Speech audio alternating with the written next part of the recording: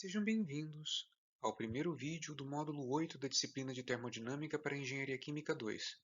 Eu sou o professor Gustavo Maia, do Departamento de Engenharia Química da Universidade Federal de São Carlos. O presente vídeo trata sobre os métodos para se determinar a presença de um azeótropo em um equilíbrio líquido-vapor de misturas binárias. Para que a gente seja capaz de fazer isso, é necessário que a gente resgate todas as informações que a gente já possui a esse respeito. Inicialmente, é importante que a gente se recorde que nós já conhecemos as abordagens para o cálculo de equilíbrio líquido-vapor. Isso significa, por exemplo, a gente já saber de antemão que se um sistema binário obedece à lei de Raoult, ou seja, tanto a fase vapor quanto a fase líquida se comportam como soluções ideais e uma mistura de gases ideais, respectivamente, para a fase líquida e para a fase vapor, não existe a possibilidade da existência de um azeótropo. Entretanto, se a fase líquida não se comporta como uma solução ideal, a gente precisa fazer uma análise, porque é possível que ele ocorra e é possível que ele também não ocorra, não há como ter certeza. Então é necessária uma técnica para que a gente seja capaz de verificar a presença desse azeótropo. Além disso, a gente também conhece os métodos para o cálculo das curvas de ponto de bolha, curva do ponto de orvalho. Nós também já sabemos o significado de um azeótropo, nós sabemos que ele é um ponto onde a composição do vapor se iguala à composição do líquido. Ele é bastante indesejado quando o nosso objetivo é lidar com processos de separação, de enriquecimento de uma substância em relação à outra, em processos de destilação, em processos de extração. Então, nós precisamos imaginar aí que a existência de um azeótropo pode dificultar de maneira significativa a nossa tentativa de obter a substância mais volátil na fase vapor. A questão é a seguinte, ainda que a gente saiba o que é um azeótropo, como que a gente sabe se ele está ou não presente? Não basta simplesmente a gente observar que a fase líquida ela não se comporta como uma solução ideal. Apenas essa informação não é determinante para que a gente seja capaz de determinar se o azeótropo está ou não presente. Como que a gente resolve esse problema? Uma técnica bastante simples para a gente determinar a presença de um azeótropo num sistema é através de uma propriedade chamada de volatilidade relativa. A volatilidade relativa ela estabelece comparativamente entre uma substância 1 e uma substância 2, nas mesmas condições de temperatura e pressão, qual delas é mais volátil. Isso é feito através das relações de composição do vapor e do líquido para as duas substâncias. A gente utiliza aqui a nomenclatura de alfa 1, 2. A volatilidade ela é dita relativa porque é sempre em relação, substância 1 em relação à substância 2. O que a gente pode obter daí? Caso os valores da volatilidade seja maior do que 1, a gente observa que o composto 1 é mais volátil.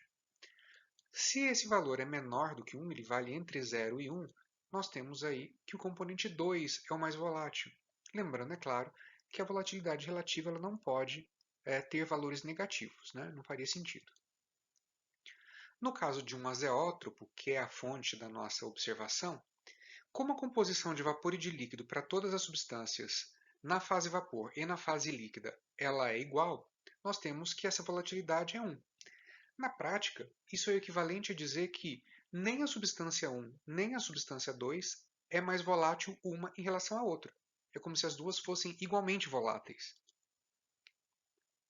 A presença de um azeótropo em um sistema ele indica que há alternância em qual substância é a mais volátil. Fala, mas o que significa isso? A gente vai observar isso com maior cuidado no próximo slide. Conforme eu havia dito, a gente vai entender melhor como funciona essa história de inversão de volatilidade. Nós vamos pegar aqui um exemplo calculado verdadeiro do equilíbrio líquido-vapor, no caso aqui representado pelo diagrama pressão-composição, para uma mistura de água e ácido acético a 120 graus Celsius. Esse diagrama ele é feito especificamente para a água, considerando que ela é a substância mais volátil, única e exclusivamente pelo fato dela possuir a maior pressão de saturação. Então, isso significa que nesse ponto aqui, quando nós temos ali no eixo x igual a 1, nós temos aqui a pressão de saturação da água, e em x igual a zero, nós teríamos aqui a pressão de saturação do etanol.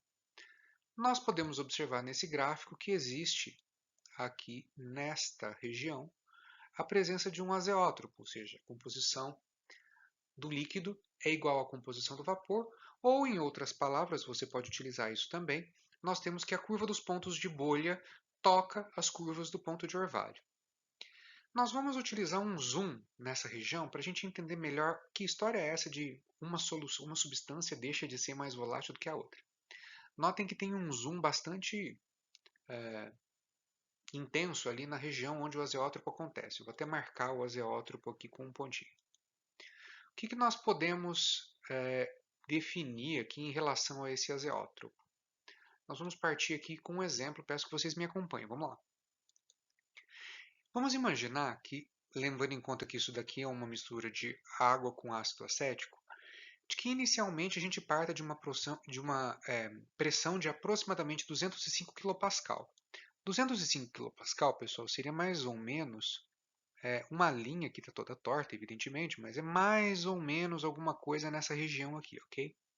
Então nós temos 205 kPa e nós estamos na região de líquido. Lembrando que a região de líquido, para um gráfico pressão-composição, ela é aquela que se situa acima da curva dos pontos de bolha. Então nós temos aqui a região do líquido marcada aqui por essa espiral que eu acabei de fazer. Né? Essa é a região do líquido. Então, nós partimos então de um líquido com 75% de água. Como eu dei um zoom nessa região, pessoal, esse zoom, você pode observar que ele tem aqui o ponto 1, o ponto 0,9, o 0,8 e o 0,7, que seriam esses pontos aqui correspondentes em zoom do meu gráfico anterior. O que nós vamos fazer aqui agora é que, partindo de um líquido com 75% de água, e esse aqui é o diagrama da água, a gente tem ali um abaixamento de pressão, nós vamos fazer um abaixamento da pressão desse líquido até ele atingir 205 kPa, que é exatamente essa reta que eu acabei de desenhar aqui. Uma vez feito isso, nós já sabemos como fazer a leitura desse diagrama, nós automaticamente fazemos a leitura da composição do vapor na curva dos pontos de orvalho, com a sua respectiva análise no eixo x e y, no caso a leitura é do y, e nós fazemos a leitura também da composição do líquido nas curvas de ponto de bolha, com a sua respectiva correspondência no eixo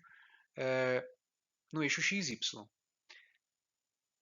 Com essa caracterização, o que a gente pode dizer? Então, que a 205 kPa, um líquido que originalmente tinha 75% de água, e quando eu abaixei a pressão até esse valor, ele obviamente entrou em equilíbrio líquido-vapor, nós temos ali que a composição do líquido é de 0,72% em mol de água e no vapor 0,78%.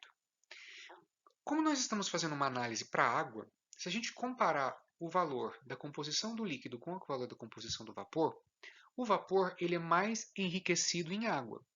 Isso é o mesmo que dizer que nessas condições a água é a mais volátil. Ela tende a ficar numa mesma condição de pressão e de temperatura, ela tende a ficar mais concentrada no vapor do que no líquido. Muito bem, então nesse ponto a gente já determinou que a água é a substância mais volátil. Perfeito. Vamos fazer exatamente a mesma condição partindo também de um líquido, uma pressão acima dos 210 bar aí, só que nós temos aí uma composição de 92% de água, ao invés de ter 75%, como no exemplo anterior. Nesse caso, eu estou com uma pressão relativamente alta, eu quero descer até 205 kPa, partindo de um líquido, que era de 92% de água. Vamos ver como é que vai ser o vapor e o líquido provenientes desse processo de abaixamento de pressão. Então, nós temos aqui o processo de abaixar a pressão. Estou abaixando até atingir os meus 205 kPa.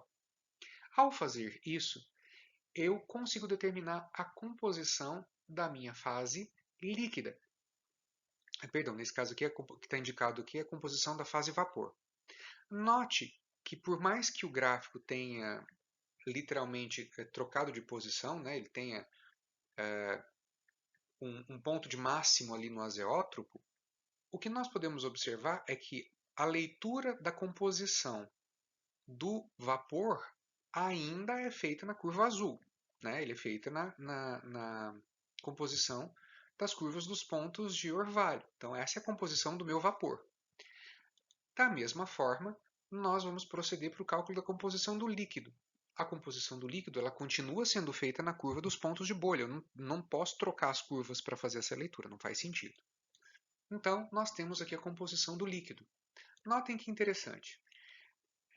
Partindo desse líquido original, desse líquido mãe que a gente chama, a gente obteve um vapor que tem 0,91 de água, né, de concentração de água, e nós temos um líquido que tem 0,94.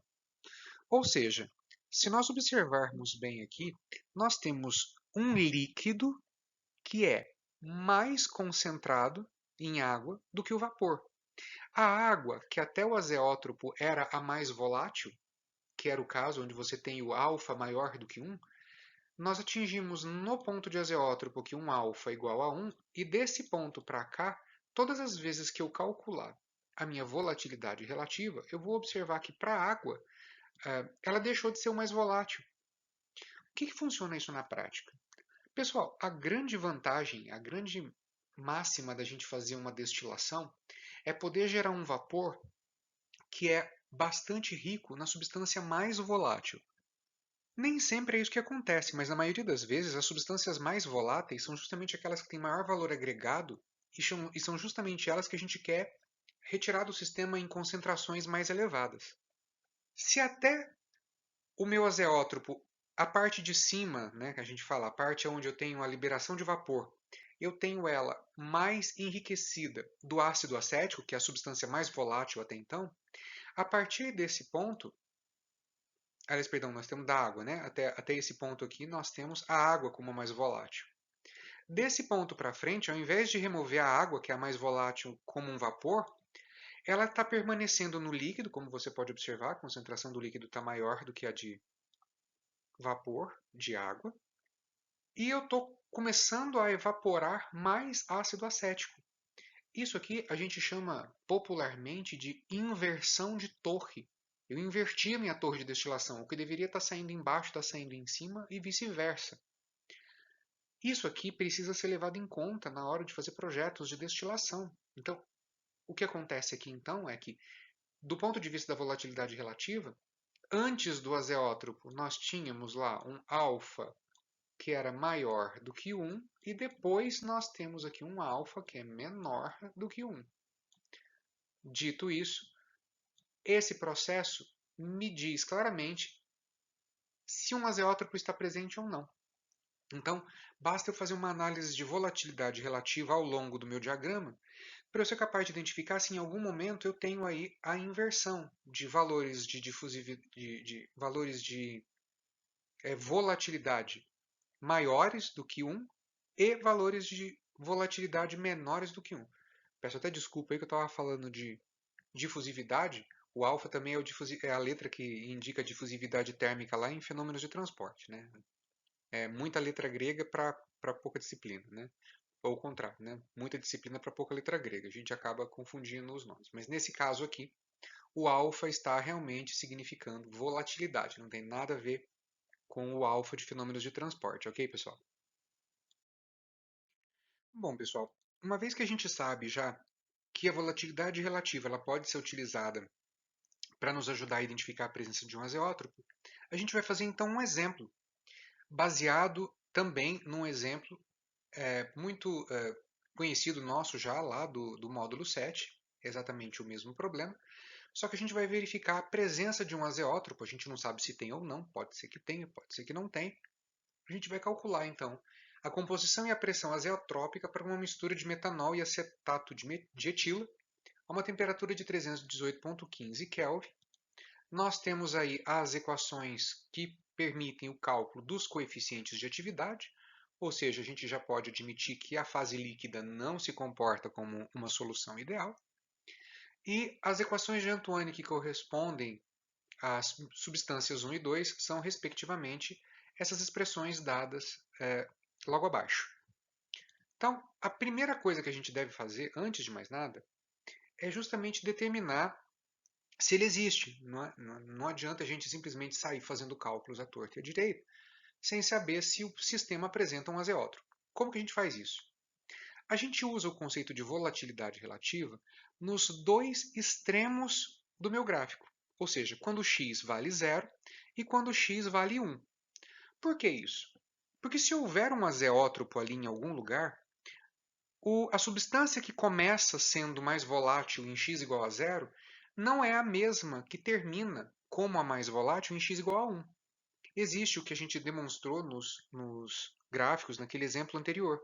Em algum momento, a substância que apresenta maior volatilidade, quando ela passa pelo azeótropo, ela deixa de ser a mais volátil.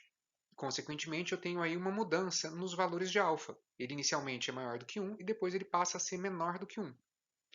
Como nesse caso a gente consegue estabelecer uma relação entre y e x, porque os dois sistemas estão na mesma pressão, né, as duas substâncias, então a nossa equação γ-φ simplificada, ou se você preferir, a nossa equação de Raoult, a lei de Raoult modificada, yi vezes p igual a xi, γi, p e sat, se nós igualarmos as pressões, a gente consegue estabelecer uma relação direta aqui entre a volatilidade com coeficiente de atividade e as pressões de saturação das substâncias envolvidas, né? De uma maneira fácil.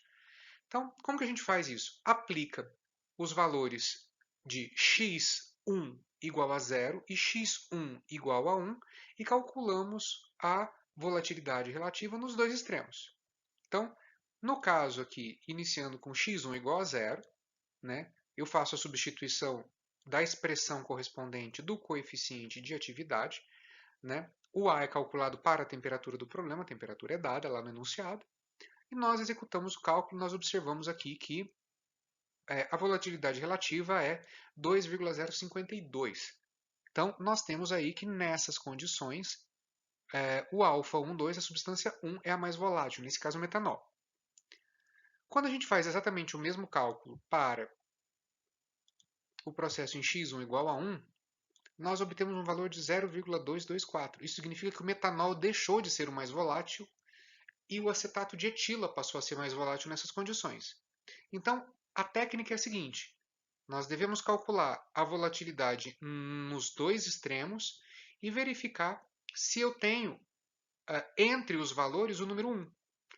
Vamos imaginar que ao calcular o alfa 12, que é esse aqui, ó, eu tivesse um valor aqui de 1,2 ao invés de 0,224. O que isso significaria? Significaria que a minha substância 1, que é o metanol, ele iniciou o processo sendo mais volátil e terminou lá em x, né, desde x1 igual a 0 até x1 igual a 1, ele foi volátil durante toda a extensão de composições possíveis. Nesse caso aqui, não ocorre isso. Estou informando então que o meu metanol ele apresenta volatilidade maior no extremo 0 do gráfico, não é? Em x1 igual a 0, e na medida que a composição vai mudando, em algum momento ele deixa de ser o mais volátil, que é justamente onde o azeótropo ocorre, e a partir daí quem ganha na briga para quem, né, na briga para quem é o mais volátil é o acetato de etilo. Então, essa metodologia aqui, ela não permite, por exemplo, imediatamente o cálculo da composição e nem da pressão do azeótropo, mas nós sabemos que ele existe, a 318,15 Kelvin. Uma vez que a gente sabe que o azeótropo existe, o que a gente precisa fazer agora é utilizar o conceito dele para fazer o cálculo da pressão e da composição. Uma informação importante que a gente pode ter sobre o azeótropo é que nele o alfa 12, que é a minha volatilidade relativa, ela vale 1. Portanto, esse valor aqui, ele dá 1, né? E eu posso aí fazer um jogo, né, matemático, fazer um isolamento aqui, levando em conta que para a temperatura conhecida eu sei os valores de P1 sat e P2 sat, e a partir disso nós podemos calcular essa relação aqui, que é uma relação entre gamas. Então nós temos esse valor calculado. Eu posso relacionar gama com a composição do líquido através das expressões que o exercício me forneceu para o cálculo do gama. Né? O ln de gama ele é sempre o a vezes x1 ao quadrado ou x2 ao quadrado. Eu posso tranquilamente aplicar um ln da relação entre os coeficientes de atividade para obter essa expressão. Se você fizer a simplificação algébrica dessa relação, nós vamos chegar nesse a, 1 menos 2x1. Então, nós temos aí o valor do ln, né, da relação entre os gamas, e com isso nós somos capazes de calcular o valor de x. Né? A gente tem esse ln é um valor, a gente utiliza o x aqui em evidência, né? Isso aqui é um valor conhecido. A única incógnita nossa é esse valor de x. Então ele é calculado aqui. E como isso é um azeótropo, evidentemente eu tenho que a composição do vapor é igual à composição do líquido. Né? Com esses valores da composição do líquido, basta que a gente utilize a relação do equilíbrio líquido-vapor adequada, que nesse caso é a lei de Raoult modificada, para a gente calcular a pressão. Né? YI vezes P igual a XI gama I P sat. Nós temos essa expressão já bastante conhecida no nosso repertório termodinâmico. Nós temos aqui a nossa bibliografia, que ainda é o Smith. Como vocês podem observar, fazer a determinação do azeótropo é bastante simples quando você tem a temperatura.